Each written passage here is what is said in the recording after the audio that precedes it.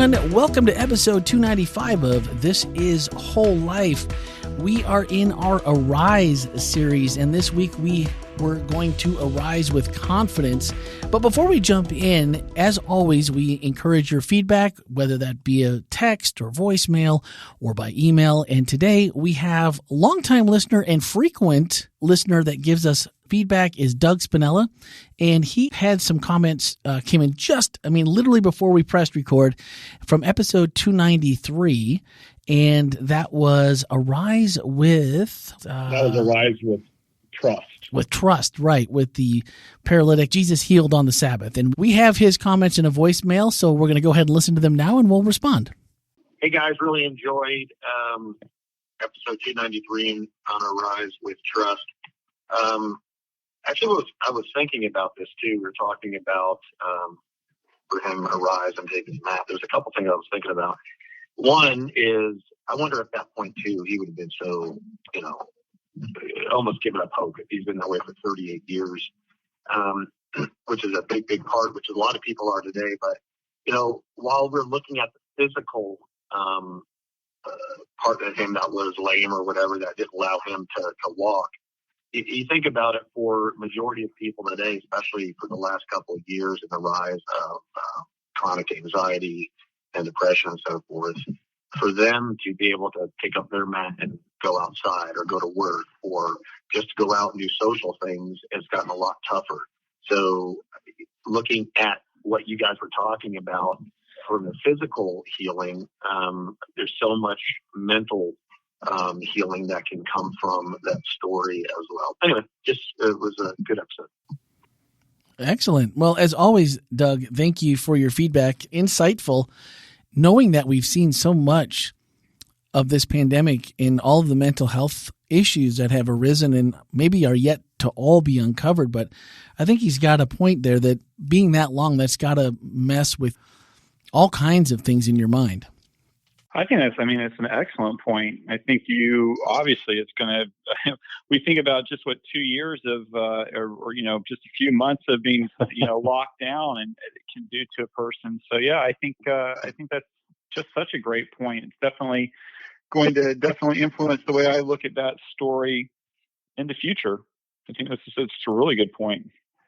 I think you can't go through the Bible and not realize, just because mental health is a more recent, basically in the last 100 years, we've really, really changed the way in which we look at illnesses and those kind of things. And so, yeah, so much probably was not taken into consideration by the early commentators about how much mental health probably affected and I think it was interesting.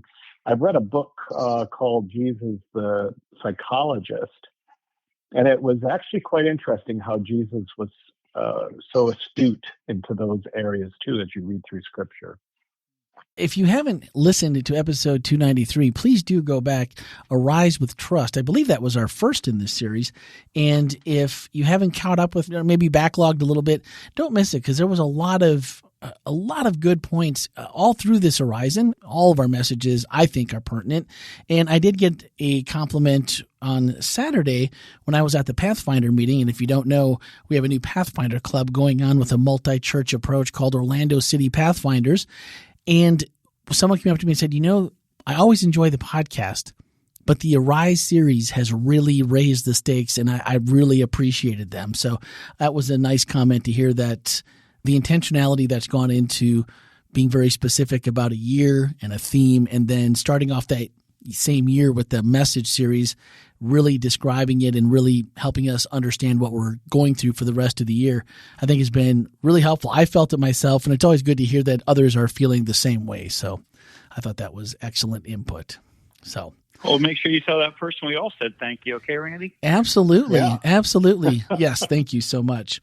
And I really liked this week because I love the story of Nicodemus. As small as it is, I think part of it feels like there's almost a mythology in Christianity about Nicodemus, who he was, where he ended up, the choices that he made. And he tends to maybe be a little bit of a whipping boy sometimes, but I liked the paragraph that went along with the message.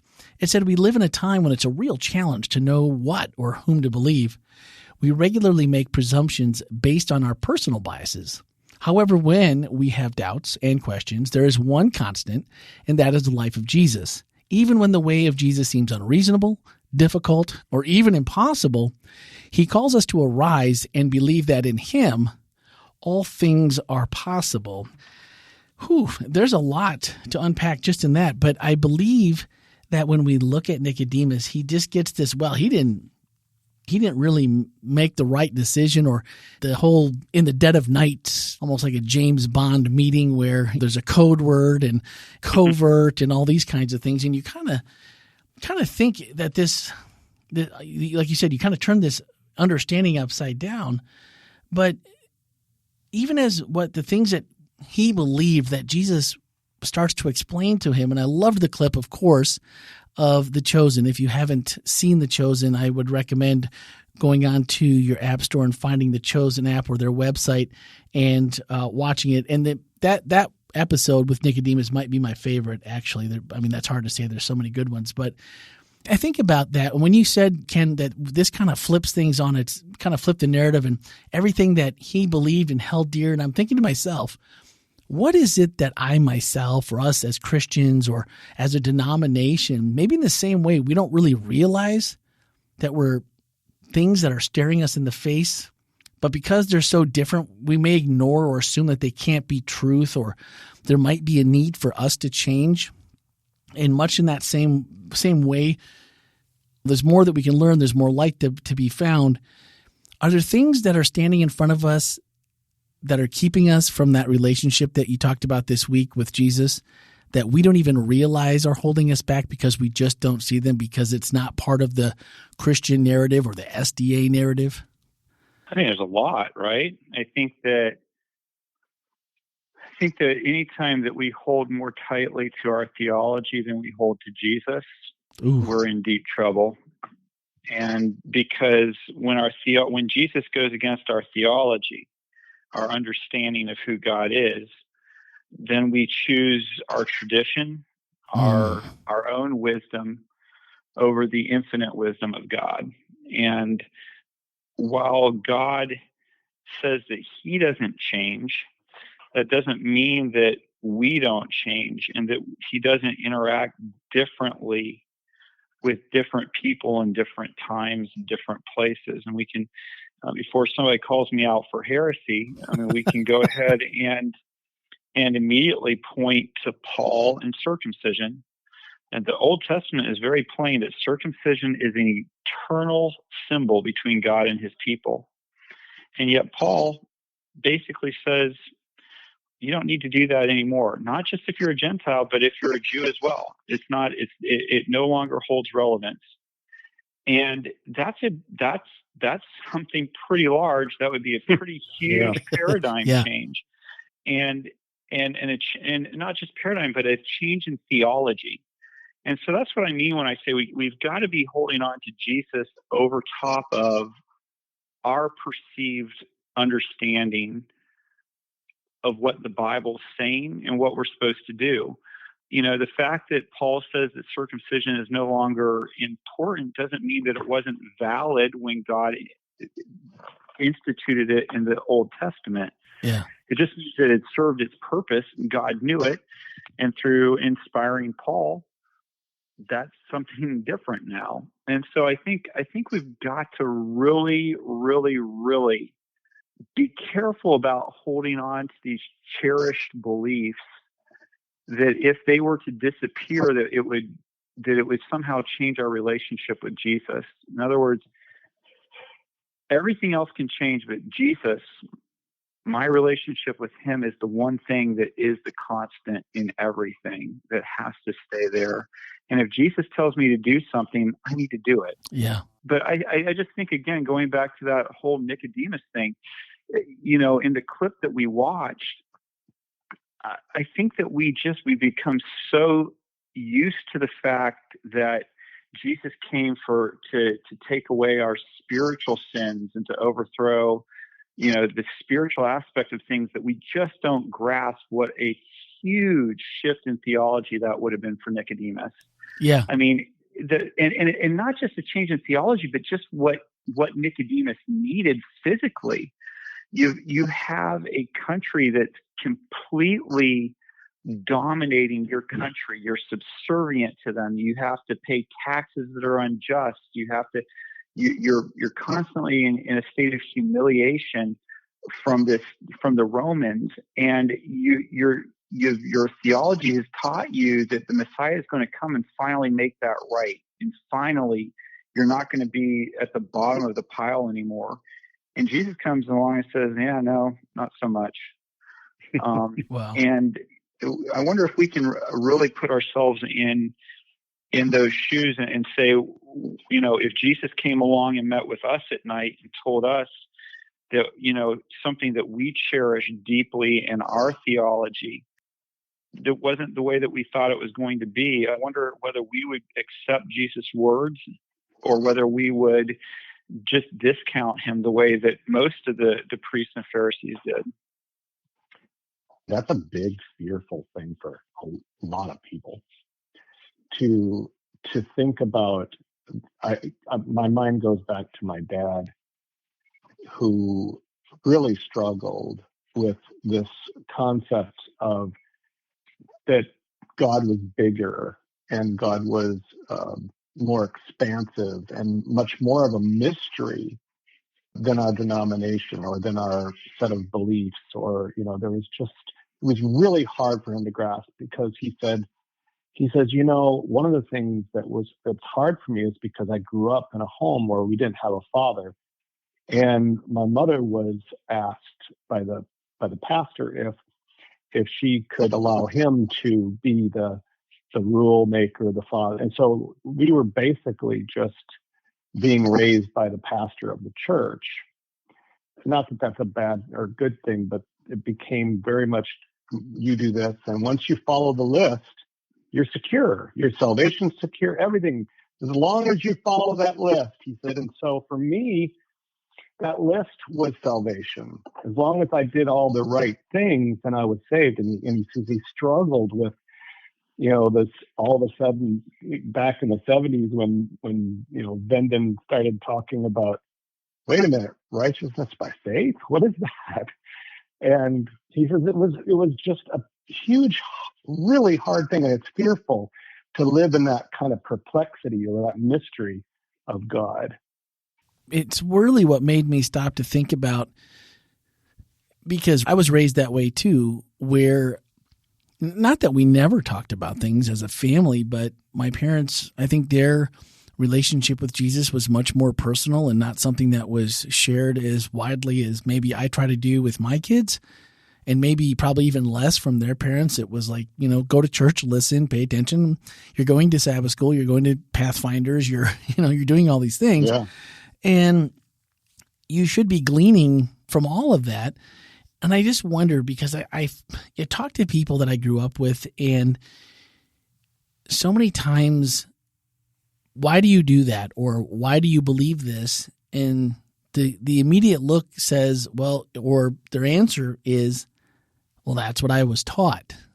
You know, remember in grade school when so-and-so said this and this, and, you know, told us anyone eating bacon's going to hell, and, you know, all these different things that you were taught, or just maybe you weren't taught. They were just sound bites, but impressionable ages and sound bites. And I just wonder how much we've grown from those when we still hold on to certain things that we've really never maybe totally given to God or totally looked into it for ourselves.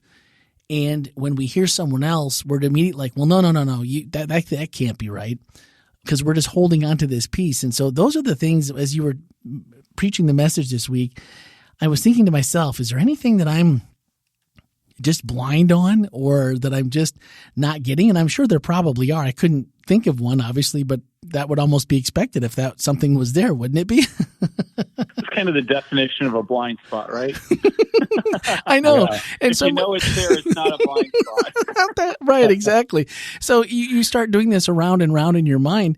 And I think that's daunting sometimes for people that are, they're a little insecure about their walk with Jesus and maybe their biblical knowledge, or what does a walk with Jesus look like? I don't feel like I have enough answers to feel like have the walk I need, or that I don't always feel maybe the comfort that I think I should feel. All these things. And I know that boils it down to feelings, but.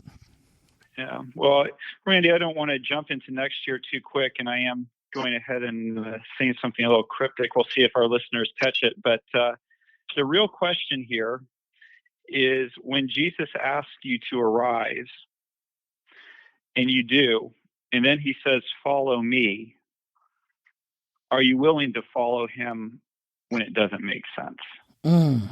Because it's one thing to arise, but then Jesus says, follow me. And when he says, follow me, are you willing to follow him down a road that doesn't make sense to you? And so that's the question we all have to wrestle with, because I don't think there's a single disciple that Jesus called to follow him, not one, that Jesus didn't take them in a direction that they expected. He went in a different direction than they all expected. And he still does that today with us, because he's God and we're not. And he knows what's best and we don't. From our human standpoint, we think we have an idea. But God knows what's best for us. And the real question just simply becomes, are we really serious about following Jesus wherever he leads? Yeah. Because I'm okay with following Jesus to some places he leads. But there are other places that I'm pretty sure he took a wrong turn, and I can help him with that. Sure. Yeah. Oh man. That that just sounds so familiar. I don't think any of us have to look or think back too far to find an instance of that in ourselves. One of the things I love about Nicodemus is that, like you said, we kind of make him out to be a little bit of a and this is actually one of the areas I disagree with the Chosen on, because what I show you, the part of the clip I wanted to show you, but at the end of that clip, Jesus actually invites Nicodemus to come and follow him and be his disciple, along with the other disciples that we know of. And I don't know that in fact, I'll say just straight up, I love the Chosen. I think they got it wrong. Yeah.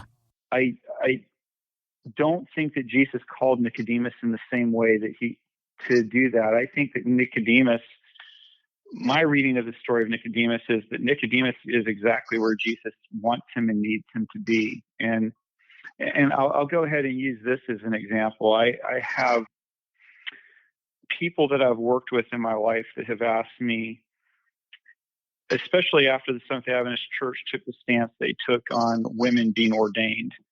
They said, how can you stay in a church that treats women that way? How can you be a part of that? How can you be a part of what, from their perspective and my perspective, is very unfair and unjust treatment of women? Right. And so how can you be a part of that? And my answer is, I think, the same one as, it's interesting. Jesus didn't. You read the Gospels and you'll see that Jesus did not call Nicodemus to give up his seat on the Sanhedrin, didn't ask him to quit.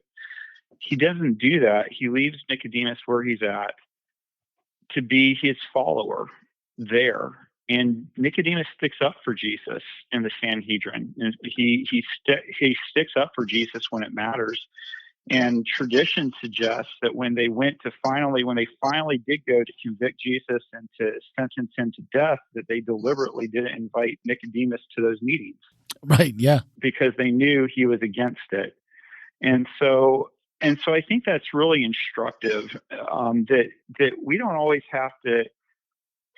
A lot of people struggle with how they can be a part of an organization that doesn't share every single one of their beliefs, or even goes against some really important parts of their beliefs. And for me, one of the things I've come to is, it doesn't matter for me. It matters where Jesus has called me to be. Where has he called me to be? And for me, as much as I disagree with the decision that the Seventh-day Adventist Church made when it came to ordaining women, this is where I know I'm called to be. And sometimes being the loyal opposition is a good thing. I agree with you in the fact that when we first saw that episode, I mean, it is one of my favorite episodes. I've already said that. And when they leave him at the fountain, Jesus knows he's there, or it's implied that he knows he's there. And Nicodemus cries because he's not taking him up on his offer. But I went and looked, and I didn't read anywhere in the Bible that said that was the case. But it wasn't here nor there to me at that point from the show's perspective. I mean, we trust the Bible first, and the parts that we can glean, like the clip that you showed, really brings a human aspect to it. And I think it's very helpful. And I liked how you comparing Nicodemus to the disciples, because we often say, like, he's this covert guy in the dark and he stands up for Jesus in public. He's one of the guys that goes to help bury the body of Jesus. He brings 75 pounds of this perfumed ointment. So, the assumption that he's this shadow guy that's just trying to, maintain his life as status quo, but also being a follower of Jesus kind of gets turned on his head. And I just thought it was interesting because when you said that, I'm like, well, when he was being buried and he was being questioned in the Garden of Gethsemane, they came to get him. I mean, Nicodemus did way better than the disciples did.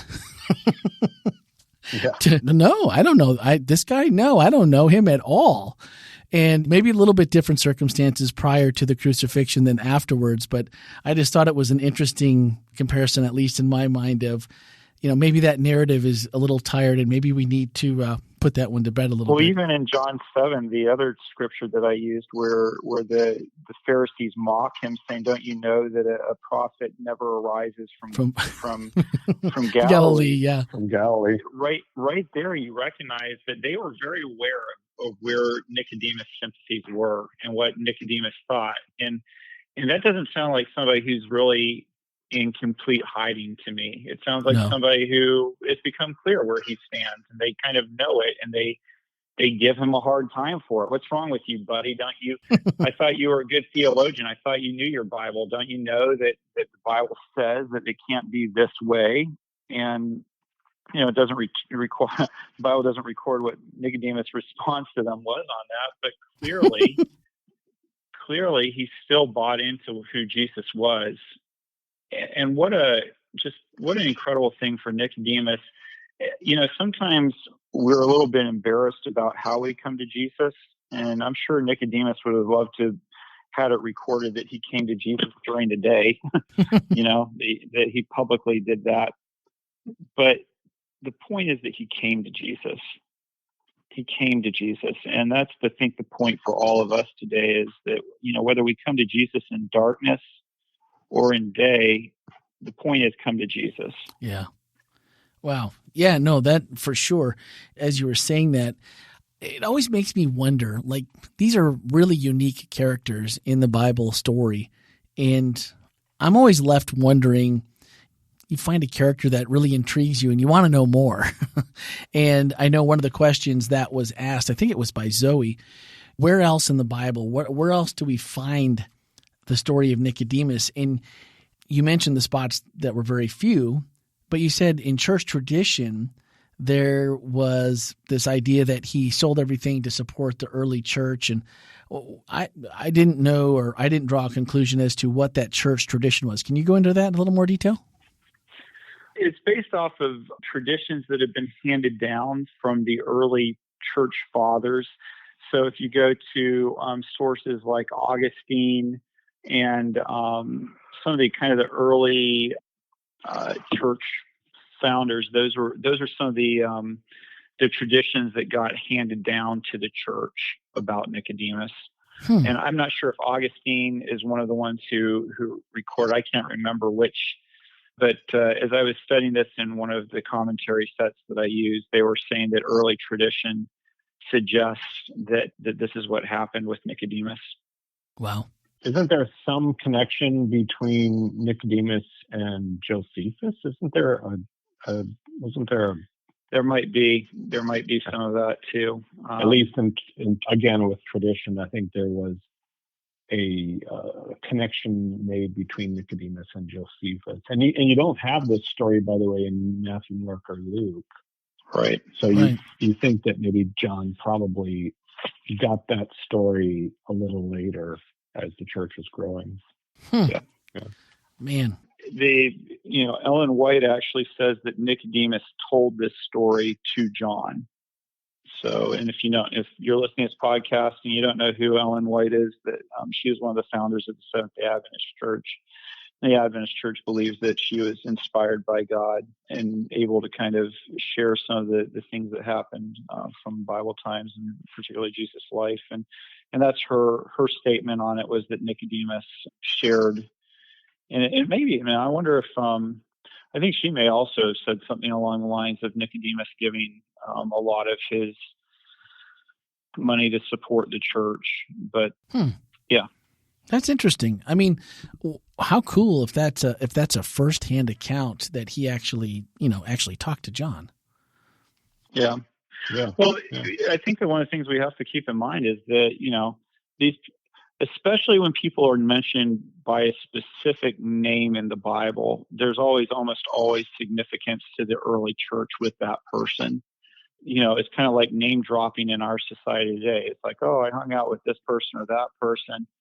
And it gives you some credibility, and in the Gospels, when you see people's names being specifically used, another, example of that is when you take Jesus, when his cross, remember his cross gets picked up by a man as he's going to Golgotha, right? Mm-hmm. Simon of Cyrene. And then it says Simon the Cyrene, the father of Alexander, and I can't remember the other son's name.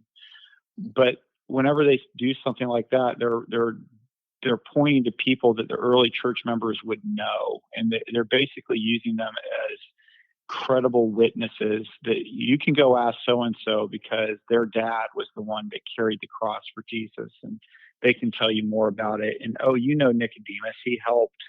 He helped us, start our church, and he gave a lot of his money, and this is how you know him. One of the other interesting theories that's out there, and this is a little just moving slightly off topic, but another one of those interesting theories is Joseph of Arimathea.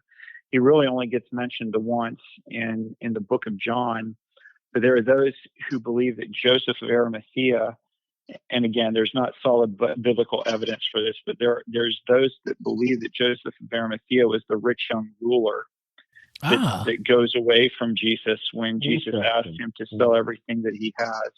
And it's kind of a neat, I would love for that to be true, because it would kind of be the nice ending to that story. Yeah. Where he goes away, he's not willing to give it all up, but he comes back and there is redemption for him at the end, because while he wasn't willing to sell everything while Jesus was alive, he certainly gives of his best to Jesus when Jesus dies. And so, again, there's no biblical evidence to back that up. It's just a conjecture on different people based on evidence that's there that could potentially support it. I think I've heard that before, and I couldn't tell you exactly where, but I'm sure I have. And that you're right, that would make a really cool kind of nice little tiny bow on that story, because I think often we forget that Nicodemus came back and was caring for the Lord in such a cool way that after the abuse and the absolute beating that Jesus took, and for there to be, two guys that are willing to take the cost, and the 75 pounds, I can only assume that all of this perfumed ointment was not cheap. And the fact that they would care for his body and make sure that he was taken care of even in death, it's not a part of the story that we focus on a lot. And when it just adds another piece of that to Nicodemus's story, that just makes it's a little heartwarming to, at the end of it, to just think about, at least from a human perspective, there was a little bit of dignity after the fact from two people that may have been, from what maybe most people looked on the outside, maybe would have been the least likely suspects. I think the other important thing, and the thing that I really love about it, is that I think there's sometimes this impression that if you turn Jesus down, you're done. Oh, yeah, there you go. The rich young ruler, he walked away sadly, and now he's doomed to hell. Yeah.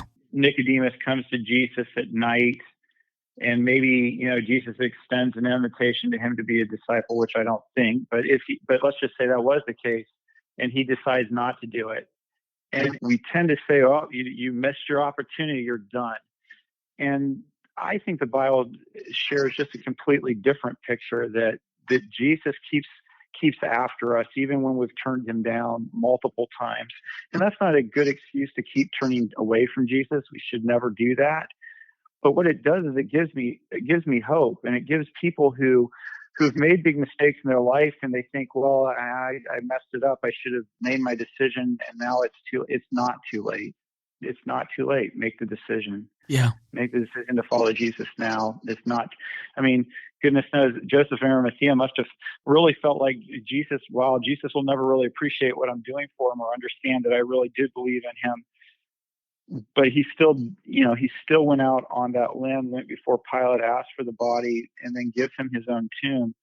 It's a beautiful thing. And I think that all of us need to understand that, if you hear the Holy Spirit calling on your heart, it's not too late. It's not too late. Absolutely. Well, and that brings us into one of our whole life reflections this week that asked, what causes you to lack confidence in Jesus? And as you think about it personally, there might be a couple things that pop into your head. And one of them for me is I'm not patient enough. And I think that's my number one reason where I lack confidence, because I just don't see things as fast as I want to see them. And maybe they don't manifest themselves in a way that I want them to, or maybe that I'm not expecting them to. So I probably miss them somehow. And I usually try to be very upfront and frank with God. Not that he doesn't know my thoughts anyway, but to just be, as clear as he can be, because I'm pretty stupid sometimes when it comes to signs and things that I'm asking for and how that might look to him instead of me.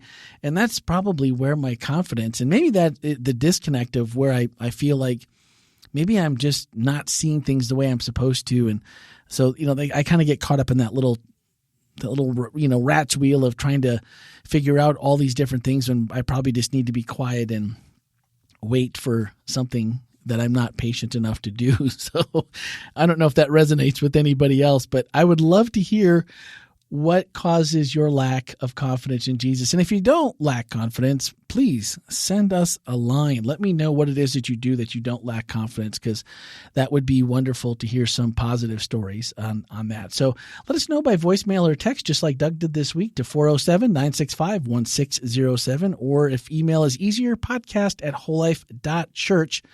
We did not have any extra questions from the Q&A this week. If you listen to our sister podcast, Speaking of Grace, which is the message, which does contain the Q&A, and this week I believe it was from First Service. You can catch a few of those. But if you have questions, please do send them on. We'd love to tackle them here.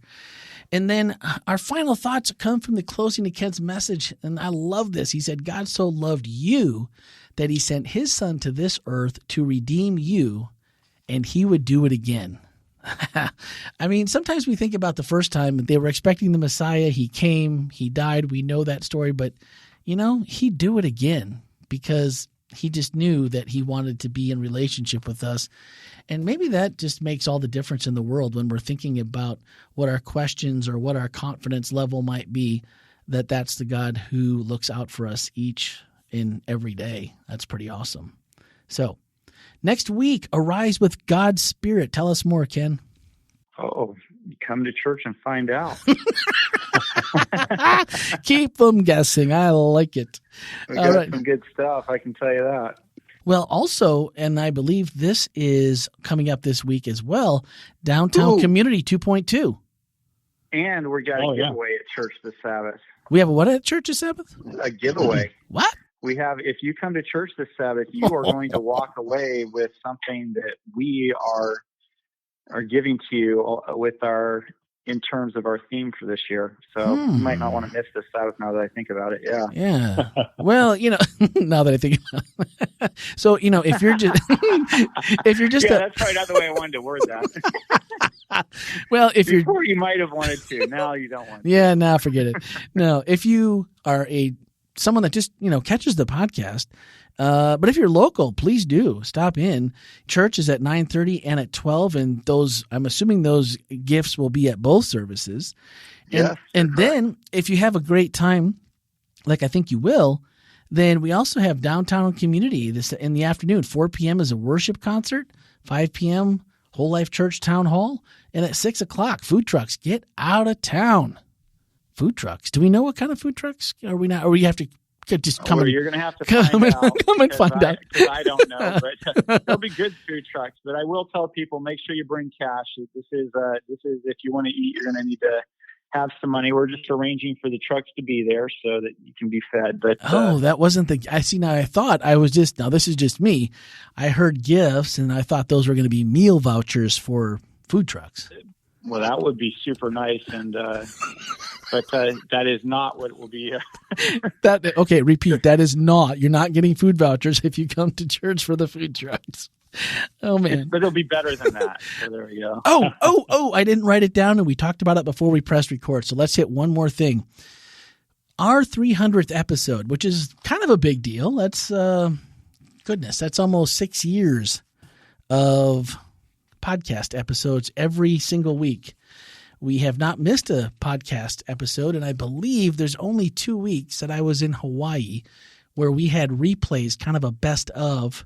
So essentially, along with bonuses, we've actually had more than 300 episodes if we counted the bonus. But full episodes will be 300, and that's going to be on March 1st. And Ken, as always, has the best ideas. And he said, we should do something for 300. So let's put it out there to podcast land. We'd be willing to travel.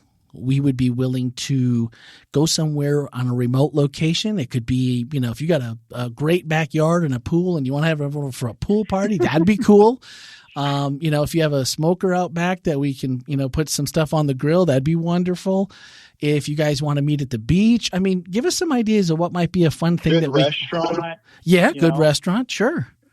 Somebody at Disney or Universal that would let us, do the broadcast from the castle, or here I am talking about the beach in the backyard, and Ken's talking about the Princess Castle at Disney. Hey, I gotta raise big.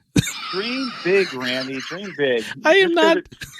I'm not dreaming big enough, obviously. If Joe Biden and could get an invitation to the White House, we'd be happy to do it there. Yeah, we'll travel. If you guys were there for the pizza night, that our gear, our footprint's pretty small.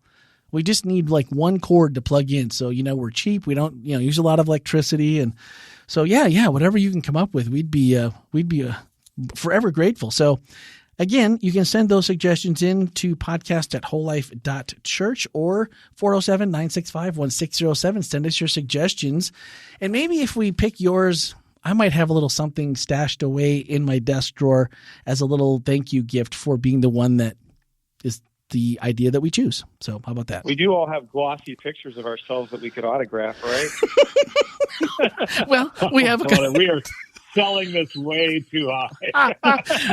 Well, there's time. I'm just saying between now and then, there is time that we could make all that happen. So if you guys want glossies, all you got to do is say, guys, give us the glossies. We're ready. And now that you've just turned us off, and we'll oh my.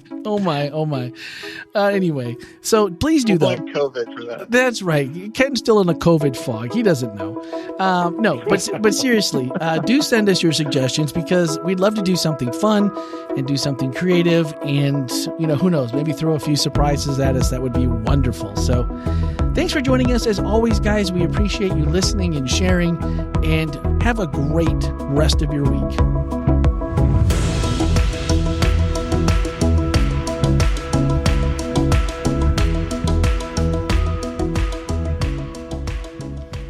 All right, that's all right. The Disney dude. If someone comes up with the Disney castle, oh boy, that would be something. I'm going to laugh my head off if that happens. I'm going to laugh until if we get some super cool place, and I'll say, "Take that, you doubting Thomas." That's right.